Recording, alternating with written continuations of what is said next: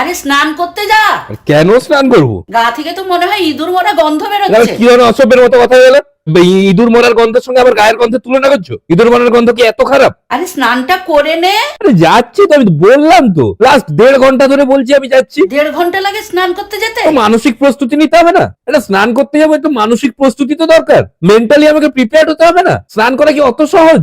স্নান করতে গিয়ে মারা গেলে তার দায়িত্ব কে নেবে? স্নান করতে গিয়ে মারা গেলে কেমন নিউজ পেপারে হেডলাইন্স আসবে জানো? হেডলাইন্স হবে যে বাবা মার চাপে স্নান করতে গিয়ে প্রাণ হারালেন শীত কাতুরে নোংরা যুবক। সারা জীবন আফসোস রয়ে যাবে তোমাদের যে একটা স্নান করা ছেলের থেকে নোংরা ছেলে অনেক ভালো। আরে এটা কি হচ্ছে?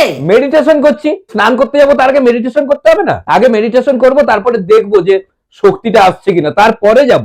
মানে স্নান করার সঙ্গে আমি একটা আধ্যাত্মিক ব্যাপার খুঁজে পেয়েছি। এসছে এসছে এসছে, মানসিক শক্তি এসছে। স্নান করতে বেরোবো, এক্ষুনি যাবো স্নান করতে।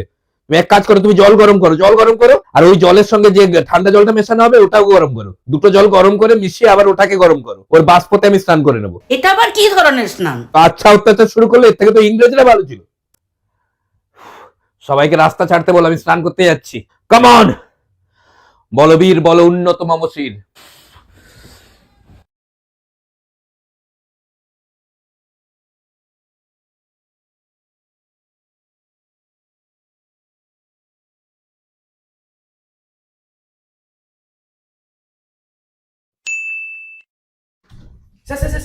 আরে রে রে, এ সাংবাদিকরা না। আপনি যে স্নান করে গোটা বিশ্বে নজির গড়লেন, এটা নিয়ে আপনি কি বলতে চান? অবশ্যই মানে খুবই একটা কঠিন কাজ আমি মানছি, মানে এটা একটা আমি অনন্য নজির সৃষ্টি করেছি। এরকম পরপর 2-3 সপ্তাহ স্নান করে নেওয়া তো অনেক বড় ব্যাপার, কিন্তু নেভার গিভ আপ একটা অ্যাটিটিউড আমার মধ্যে বরাবরই ছিল।